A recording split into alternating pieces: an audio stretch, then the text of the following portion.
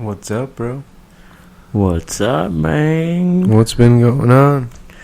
Been off there for 2 weeks. Dude, our streak has been broken. Lucky number 13 killed us. I don't know, I couldn't get the shit to work. Fucking 13, man. Fuck For this 2 over. weeks. I don't know. Yeah. It wasn't sounding right. It wouldn't really pick anything up.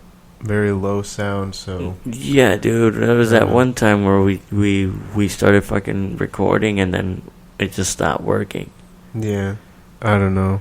It is cheap equipment, Yeah. 'cause, you know... Yeah, but, I mean, we got it up and running right now. Seems like it's working. Everything's looking good. Yeah. So, guys, thank you so much for checking us out. Episode 13 is finally up. We're going to talk about the past event that just happened. And was it UFC 212? Yeah, 212. UFC 212, man. And then We could talk a little bit about everything. 'Cause Yeah, we missed a lot. Yeah. I mean, can start it off with, like, you know, Glover. We could talk about Glover. We're going to do a recap. Not Glover, Gustafson and Glover. Yeah, right. Yeah, so we're going to do a recap of all that, man. So, a lot to talk about, dude, here at UFC 212. I can't wait to get to that. Let's get it. I want to talk about Alexander Gustafson, dude. Yeah. I don't know how he won against Glover. So, I mean, what was your take on that? What did you think of it? I didn't get to see the whole fight, so I saw a lot of highlights of it. And then, from what I saw, it seemed like Gustafson was just too fast and, like, he moved too well for Glover. Glover was just too slow. He's like one punch, knockout power type of puncher. Yeah. He's not going to go in there and throw combos at you and outbox somebody like Gustafson, who's a boxer, you know? Yeah. So it's typical that he won, and it was just Glover's a tough out. Yeah. I feel like. So Your brother was saying that he was like wasn't really impressed, and there's a lot of people saying that he wasn't really impressed. Like, a lot of people are saying his footwork was amazing, and other people are saying it's not that great. You need to, like, get off his nuts. Yeah. But I mean, like, in that fight, he could have just looked really good because Glover was so slow, so he got away with being a little sloppy, but yeah. He's still, like, one of the top 5 guys in the world. He whooped his ass. Right. Like, that fight could have been stopped earlier for that ass whooping he took. Yeah, I mean, Alexander did seem much faster, which was expected. You know, if anyone who was following the sport would know that Gustafson would be a faster striker. But with Glover, what he imposed, which was the biggest threat in the fight, was that one power knockout that you were talking about. And Alexander was well aware of that. Every time that he was pressed against the cage, where he might get clipped because he didn't have much movement, a lot of people were complaining about the running. Yeah, which is, I don't know. You could either look at it like that, like he was running a lot, or you can look at it as well, where he was being aware of the fight and never losing the game plan or getting stuck, on the cage. Yeah. I don't know. I was really shocked. I liked Alexander's performance. I think this Alexander that we saw against Glover will give John Jones a bigger fight, more of a tougher competition for John Jones, because Alexander, to me, he also, not only his performance when I saw it, he also looked like he was mentally there, like he was ready to to show the world what he was capable of. Yeah, like, he's coming in ready to fight for the title. Like, that he took time off. He, I don't know, I guess rediscovered his passion for fighting because he was about to retire for a brief moment, but now he's 100% dedicated to it. So yeah, and also he proposed to his girlfriend afterwards, right? Yeah. And then the beef that they were that him and John Jones were having, because of what Alexander said, what he was rooting for Daniel Cormier to win, and just because he just doesn't think John Jones is a good champion, due to his history of drug abuse and everything else. But they were going back at it on Twitter, John Jones and Alexander Gustafson. Yeah, I didn't really see a lot of that other than a few tweets. Yeah. Alexander didn't really talk much, tweeted back. He did, tweeted back once. Something about, I wasn't missing heart, because John Jones had mentioned to him, on a tweet before, that the reason you lost was because your heart wasn't in the fight. And Alexander tweeted back, no, the reason I lost is because USADA wasn't involved. So, that's really the only thing he tweeted. He's not really much of a shit talker, but that's a rematch I would love to see again, because that was the closest fight John Jones ever had.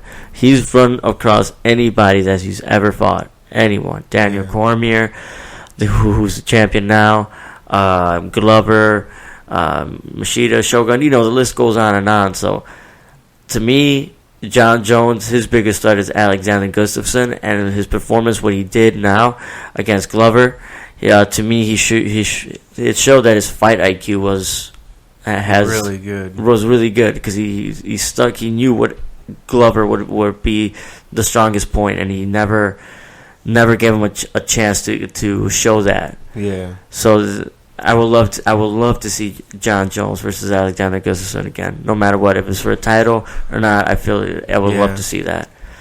But that was a crazy. And then that card was also a lot of underrated fighters, a lot of fighters I didn't really know about.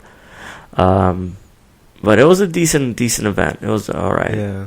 I was listening to the MMA Hour, and Jimmy Manuel was on, and he was saying that Dana White already said that he is next for a title shot if he beats this Oezdemir guy, Volkan Oezdemir. Yeah, is he the guy that just knocked out that dude with that one punch in a few seconds against the cage? Yeah. Yeah, so that guy. So he's saying if he beats that guy, he gets a title shot. But why is Gus not in the title picture? And you know that they're gonna put Gus in the title picture because he's gonna bring the most money. Yeah, fighting against DC or Jones, one of those guys. Both of those fights were one of the best fights ever. Yeah, that's true. That's true.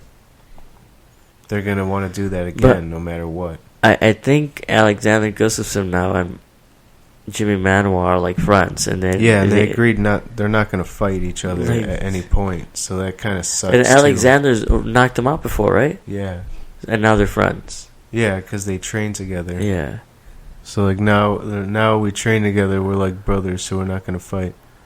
You can't do that. I think man. Jimmy just doesn't want to get knocked out again. Dude, you can't do that, especially those guys are still in between the rankings, where they're constantly either going up or down the rankings. But Jimmy Manuel got knocked out, and then he started to go on a good roll with his fighting. And then he got knocked out again. Yeah. And then he started another roll. Yeah.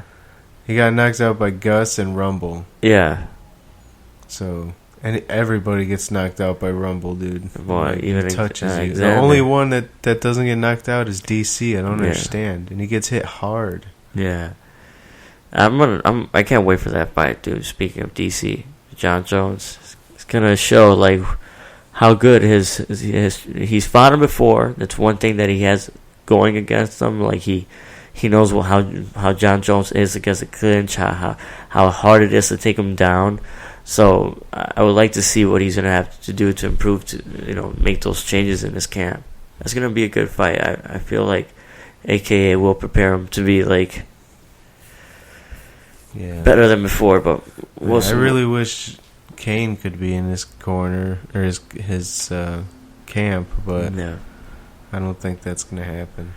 Yeah, Stipe and Kane. That's what we should talk about right now, dude. That's the fight that needs to happen. Yeah. That's the only fight I care about at heavyweight. I mean, Mark Hunt and Derek Lewis is a pretty interesting fight. It's an entertaining fight. Yeah. Very entertaining. Big dudes. They're going to go duke it out. I think sure. Mark Hunt's going to knock him out. Yeah, too. same here. I just think that experience that he has, and I feel like he's more, I don't know, more better at his, in the stand-up. More precise, I guess. Well, Derek Lewis is a huge just man. Swings with fucking power bombs, dude. He's huge. Yeah, but that's gonna be a good fight. Is that this Saturday? I don't even know. Should we be breaking down this card? Holy shit! Should we be breaking Should we be down, bro? Bro, I have a feeling it is. Because the UFC is starting to go on a roll now with events. June 10th. Yep. This Saturday. So. It's in Australia or New Zealand? New Zealand. Brunson, Kelly. Man, one thing that Derek Lewis has going for him is really the height and the reach.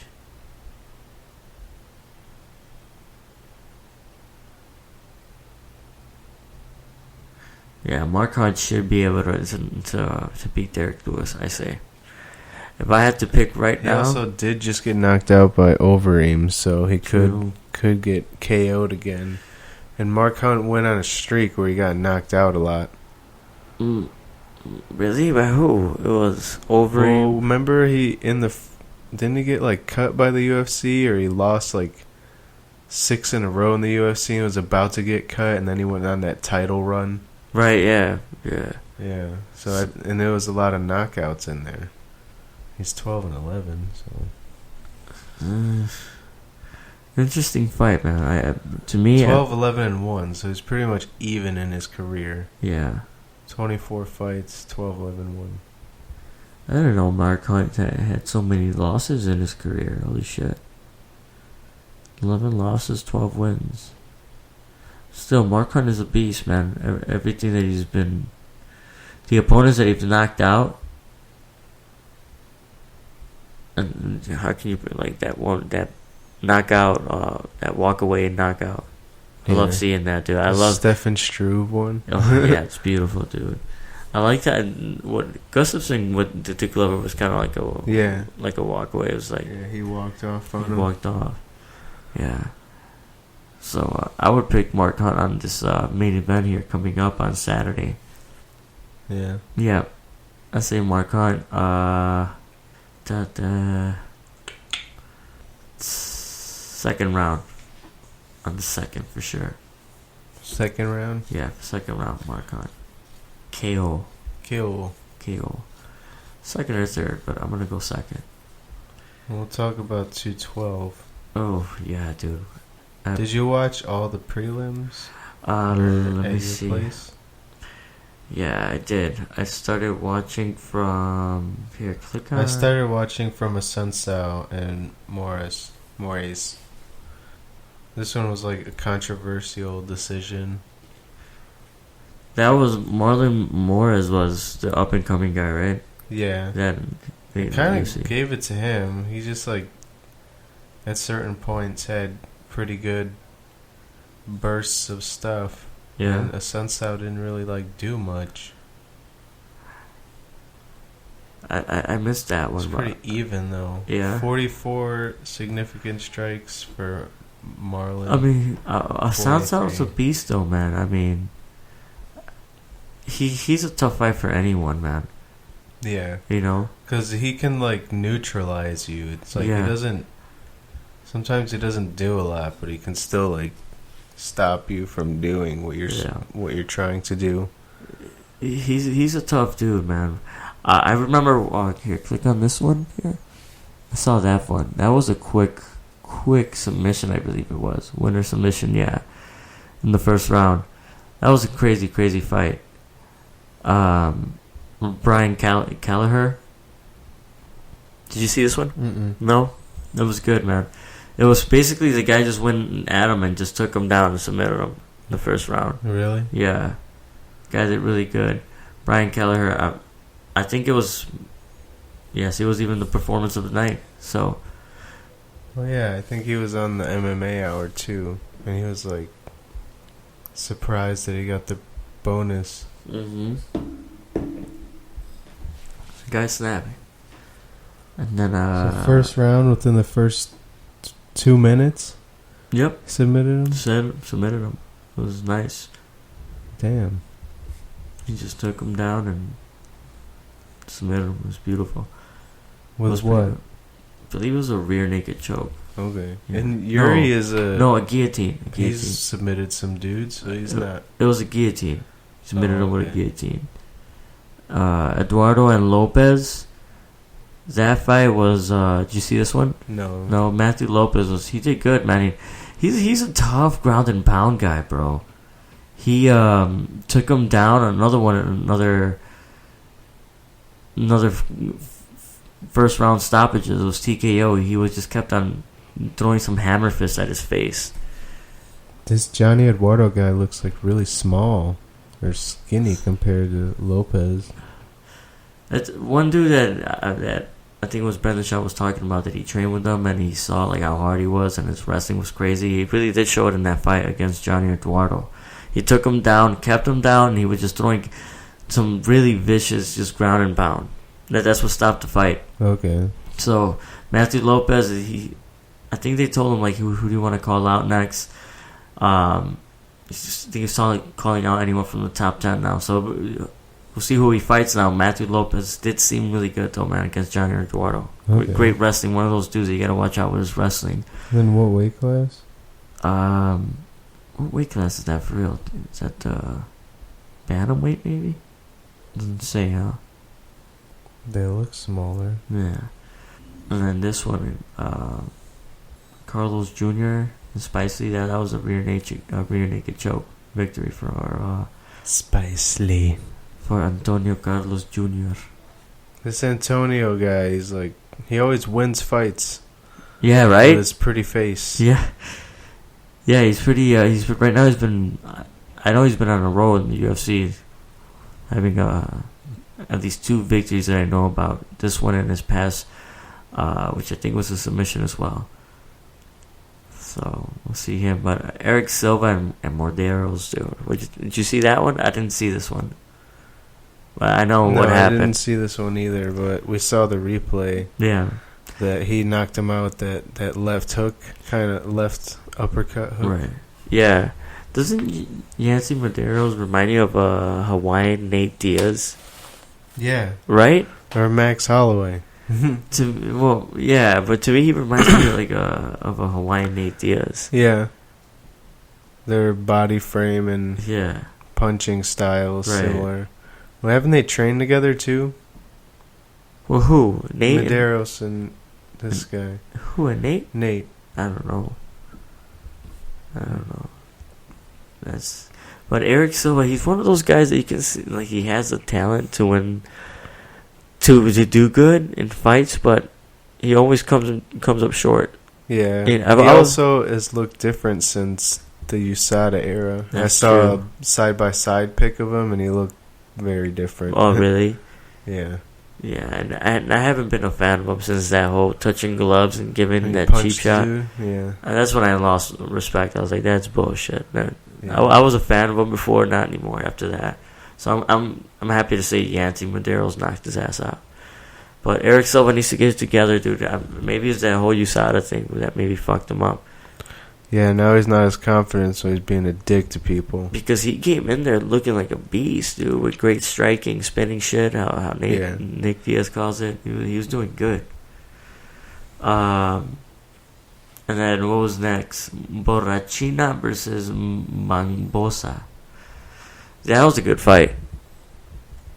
That Mambosa guy told him he gassed out. He was just going in there swinging like crazy, dude. Dude, he was done. Then we started watching this fight here. That's when we started, when we met up and started catching the fights together. Yeah, dude, he was done, right? He was just wobbly legs, swinging for the fences. Walk, and then this guy just came in at him up against the cage. It wasn't very smart of him to just keep walking forward, throwing like heavy strikes like that. He was really trying to knock him out like fast and quick, which did not work out for him at all. He ended up gassing out and then just looking really sloppy, dude. Really sloppy.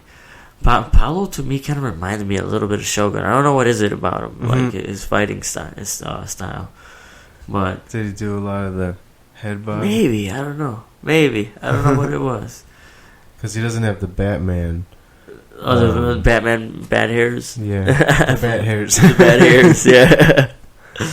Yeah, the bad hairs in his chest, dude. But that's Bulls. I think that dude needed to definitely working his conditioning or something, dude. He looks, or just use more of a game plan instead of headhunting. Yeah. Yeah, but Paulo went in there and TKO'd him in the second round. Up against the cage. That was like uppercuts too, right? Yeah. That was one for Brazil. One for Brazil.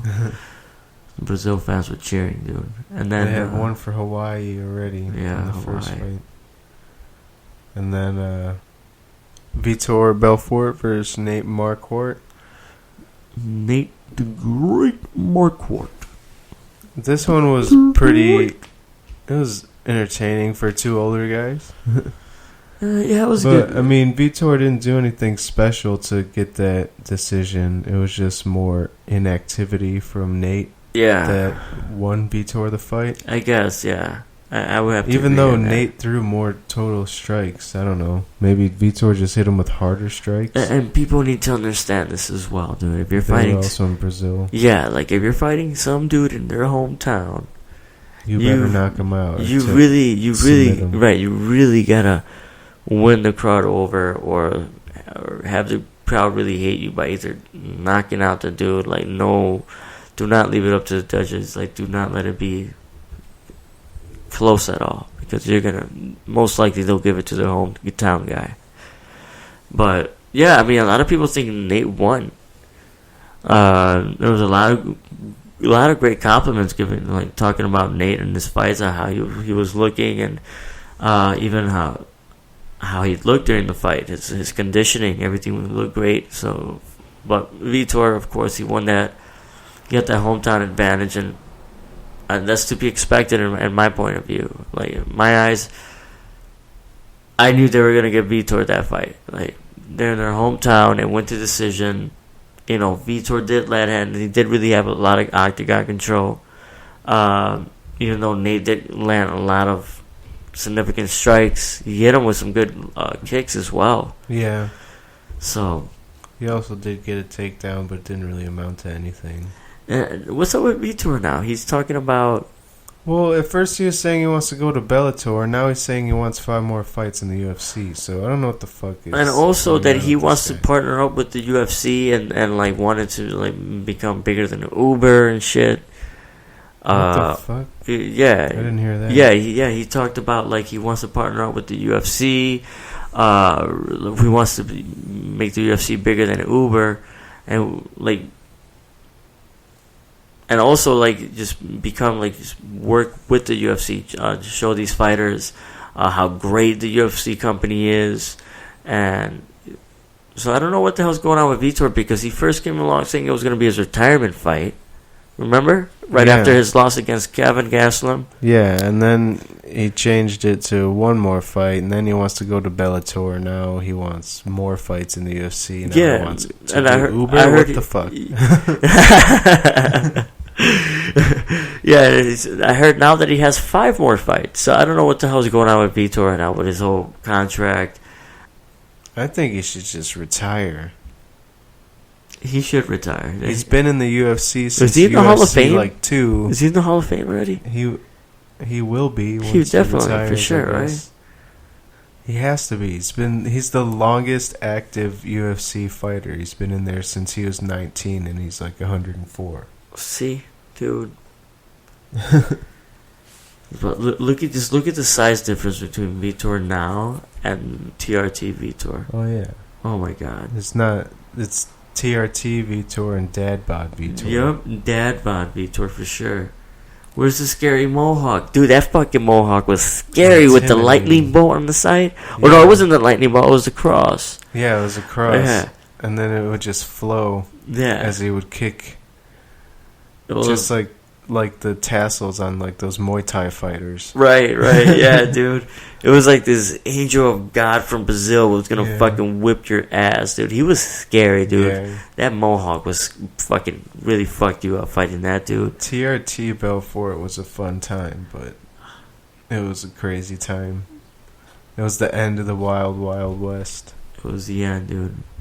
Vitor was on his way up to victory, up to the belt. He was on his way. Remember, there was a period where he refused to fight. He was like, "Dude, I'm fighting for the belt. Like, I deserve it." Remember that? Yeah. And he did deserve it. Yeah. And then I think the whole ban of TRT started kicking in during the whole time when he was like. And then he finally got it against Weidman when he couldn't do it anymore. Yep. Right. Yep. Exactly. So he broke John Jones' arm in that period of time too. Yeah, he almost beat him. To John Jones' credit, he didn't tap out though. Yeah, it still won. It ended up doesn't feel anything. Right, ended up fucking submitting Vitor. But that was, I mean, we'll see what happens with Vitor, man. That's to be continued. But moving on with Claudia Galdeja. Good day. See, it's weird when you just read it. Mm-hmm. And I can't even. Carolina Kowalkiewicz. There you go. Kowalkiewicz. Another quick submission, dude. Yeah. This one I thought was going to be a little more back and forth in the stand-up and then maybe work to the ground. Claudia was definitely the big favorite, but nobody expected her to go in there and tap her out in the first couple minutes. Yeah, I mean, she had the whole. She's barely basically any strikes. She's right now in reinventing her whole camp. Yeah, and it's starting to pay off. It seems like she's gonna go in there and tap out Joanna third fight. Really, they fought 2 times already. Yeah, really. And both times were like pretty challenging for Joanna. The first time was a controversial decision. Dude, Joanna's a fucking beast, dude. Of all these fucking people, all these fighters who are fighting right now, these champs, either one of them are complaining about, no, I won't fight you, or fuck you, I'm not fighting you, you're not at my level.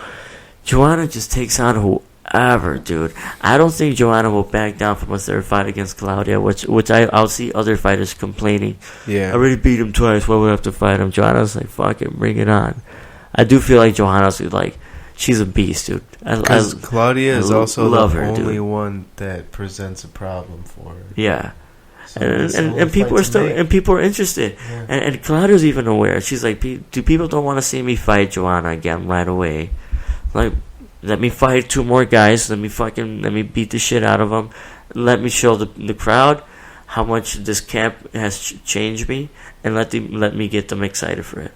I like how real she was again about that. Yeah, I like Claudia. She's a good fighter. She's cool too.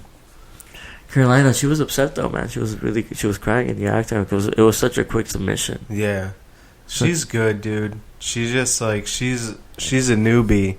Yeah. So she's still getting her feet wet. So she's gonna go through her ups and downs. She's in that like Paige Van Zandt stage. Yeah. Carolina is probably more skilled of a fighter. I would say so too. Than Paige Van Zandt, but like she. You know what I like about Claudia? Didn't she beat Holly Holm?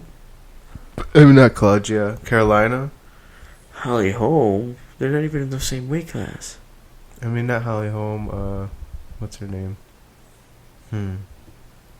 I think they said she's beaten Joanna before, but like on it was like amateur or kickboxing fight before. Yeah, Thai boxing. Yeah. But Claudia looked great in that fight match. No, it was a Muay Thai match. A Muay Thai match, right? Yeah, and like, dude, one thing I've always liked about Carolina is like during her fights, it's just like, you know, she just stands there like when Bruce Buffer's about to announce them, and they're both in their octagons. She has her hands like in her back, and she's just like looking like just like ready to start a fight in the playground, dude. She's just like, I'm just ready for this, just like leaning against the brick walls at the school and shit, you know. So yeah, every time I see her there, she's like, I was like, dude, it was like, you don't look like someone. You look like someone who's up to no good, but you don't. You're trying to look innocent at the same time. But and Claudia's just like ripped as fuck. Dude, she's a fucking pit bull, man. She's a little stocky fucking pit bull, Claudia. But yeah, well, I don't know who they'll give her next. Who do you think? Well, if Rose gets the next title shot, maybe the hottie, the Korean hottie, or the whatever. Watterson. Yeah. Who just fought? Maybe Andrade. Maybe, yeah. Or that would be a good fight, right? Yeah. That would be too stocky. Yeah. Now I think, people. damn, that would be a good fight. That would be a good fight. That would be interesting. Yeah. I don't think either of them will be able to take each other to the ground. It would just be both boxing. of them, yeah, standing up. That would be a good fight. But finally, the main event of Hollow versus Max Holloway. Mahalo.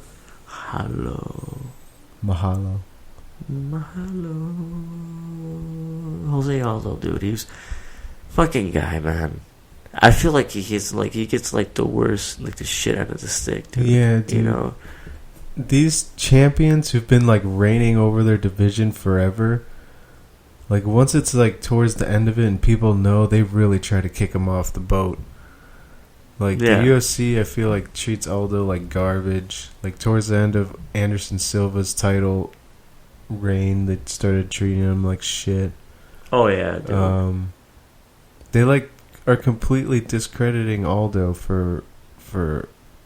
because of Conor McGregor. And now because of this fight, but he was looking good. He just like got tired, and then Max Holloway's like much younger in the sport and much younger. You think Aldo got tired, really? I feel like he did. Yeah. Like I feel once he realized like halfway through the second round, maybe when Max started like loosening up and throwing his hands up in the air. Yeah.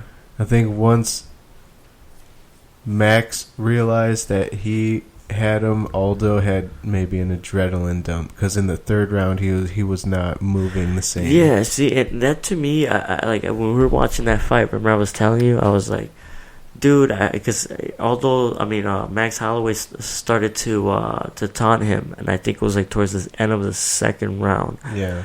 And that's when I started to see right away Jose Aldo was starting to deplete. It was like, oh no, like, dude, the mental game is like, I feel he couldn't. Well, that's what Max said. He said once he started to taunt him, he knew he had him. Yeah, like, dude, I started to see it. I was like, dude, I hope the mental, which it was kind of hard to say because he did it at the end of the second round, or maybe at the end of the third. I don't remember. No, second, because I think he knocked him out in the end of the third. In the middle of the third. Yeah. So once they started to see that he was starting to taunt him at the end of the second round, and Jose Aldo wasn't just not landing any more strikes, and Max Holloway was starting to land more of the bigger shots. Yeah. I was like, oh my god, dude! Which, Jose Aldo was doing great in the first and in most of the second round. He was. Yeah, winning. He was hitting him with good combinations, like hard and clean. So it wasn't looking good for Max in the first round and a half. But one thing I noticed, or everybody noticed, was that he wasn't throwing any leg kicks, and he hasn't thrown leg kicks in his last few fights, and that's what he's been like. That's what he's been known for. Right. That's what's won him all these fights in a row. These like nasty ass leg kicks. Yeah. To start off the round, and he typically gasses out, but he's been a good fighter to this point. Right. Like, even when he wasn't using his leg kicks, because he didn't really even use much against Frankie Edgar. Yeah, but he still figured out a way to beat Frankie Edgar twice, who's going to be a Hall of Famer. Yeah. Yeah. And then, I don't know what, because that was the biggest thing I thought too. Like, Jose Aldo has to use his leg kicks, because he has like one of the best leg kicks in the fucking game. Yeah, and he needed to slow down Max in order to beat him. He can't have Max jumping back and forth in and out.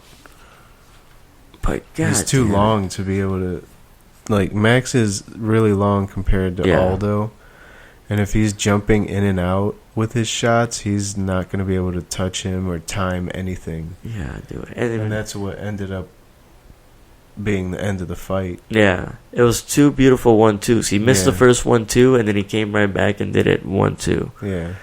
and just landed right on the jaw, both of those strikes, dude. And then Holloway, that's once he started just taunting him, and just the volume even of strikes started coming like more.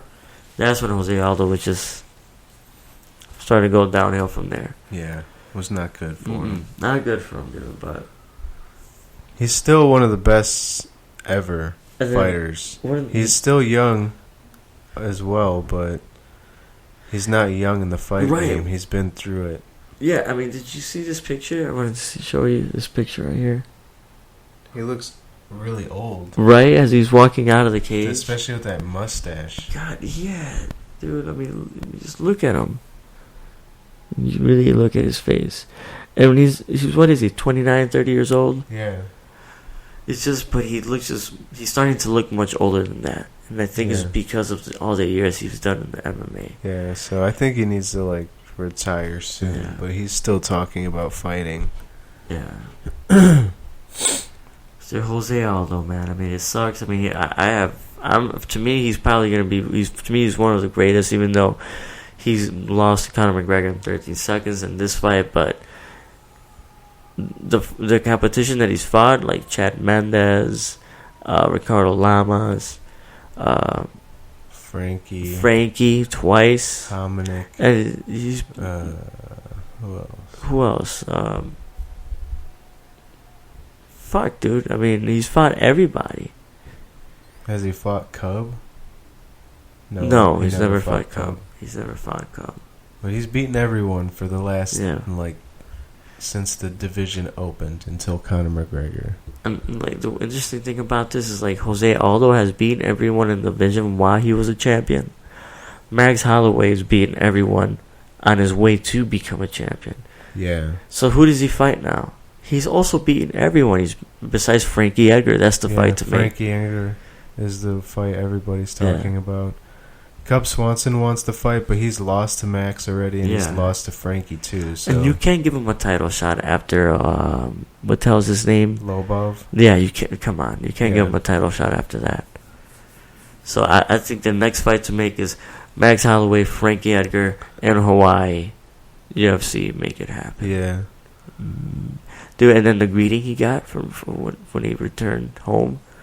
Yeah, it was right? a good one. It was nice. I He think just the got off UFC, bus and the UFC, they set up some stuff. They set it up for them. So yeah, so that was good. So the UFC's at least behind they're- them. Yeah, at least they're behind him, and now he's been pushing for a UFC event in Hawaii. So Yeah.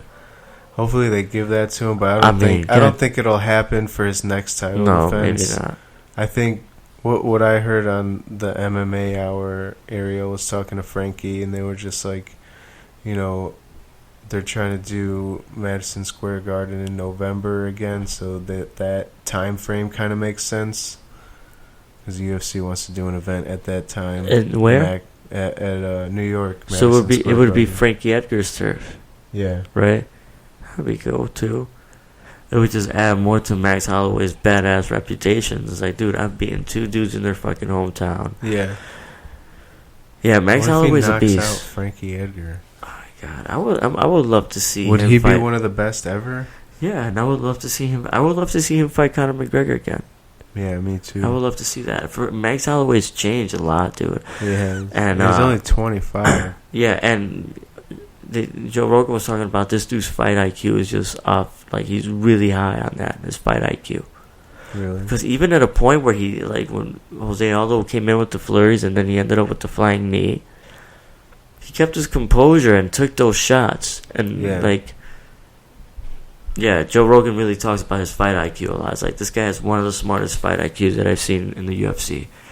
And God, yeah, I mean, he took everything that Aldo did, like everything that Aldo had to offer, and ended up just whipping his ass, dude, at the end. Like, It was a good fight. I mean, Yeah. I'm glad I'm glad he got the win. yeah.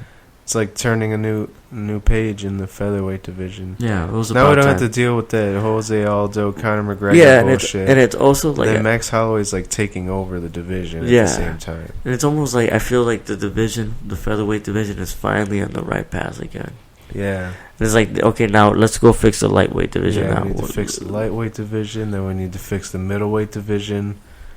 Right. Damn, you're right. Yeah, forget about the Light middleweight division. heavyweights Fucking Bisbee. getting the title fight. Yeah, dude. But finally, we got featherweight division on track.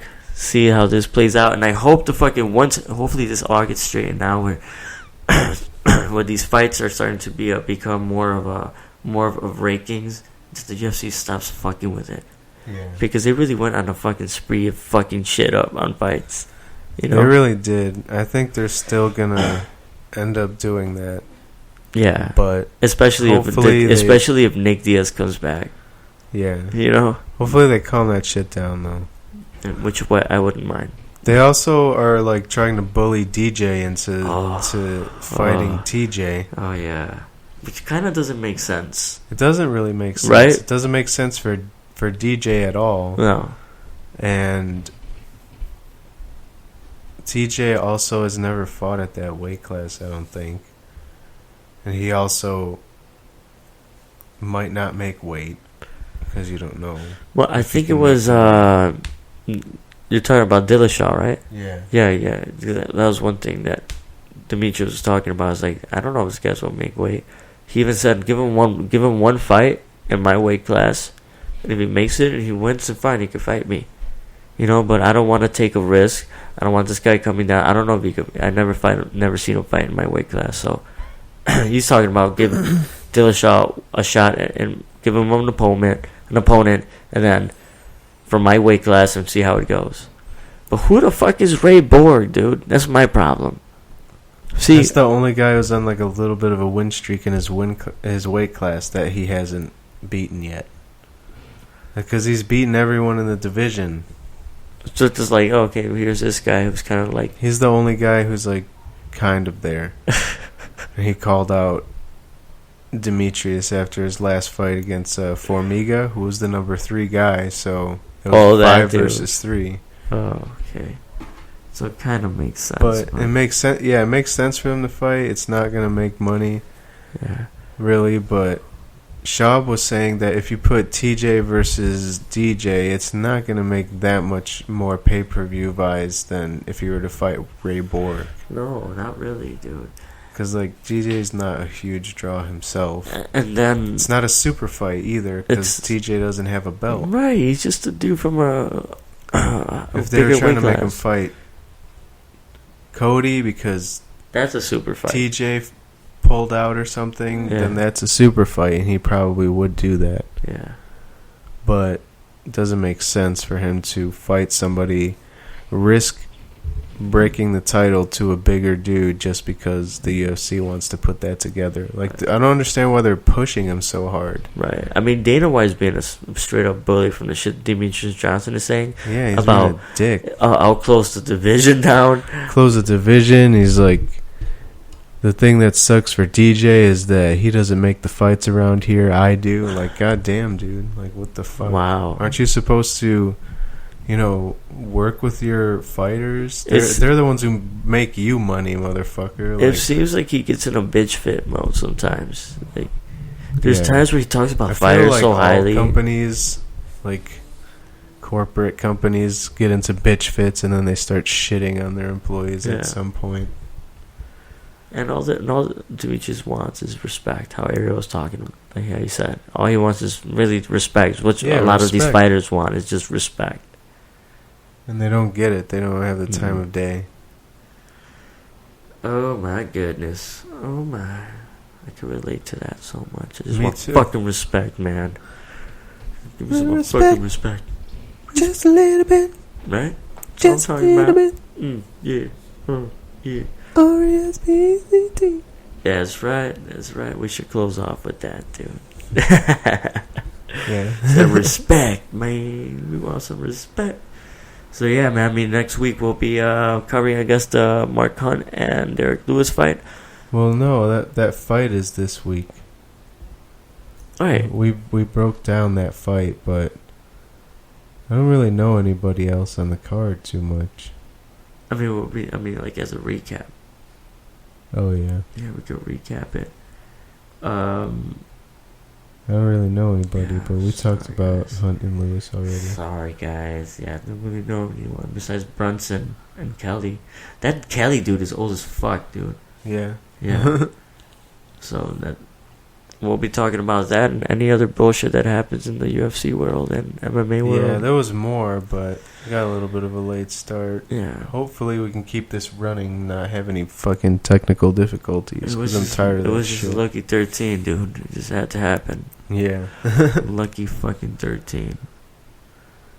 Alright, well, thanks for listening, guys. This was a good episode. Of Bro We'll be up by Friday. Science. Bro Science MMA, And guys. then we'll be back running weekly. Yep. Live. No, not live. No, not really. But yeah, guys, thank you so much. Again, episode 13. Glad that we're releasing it for you guys. And rock on. Alright, we'll talk to you later. Peace out.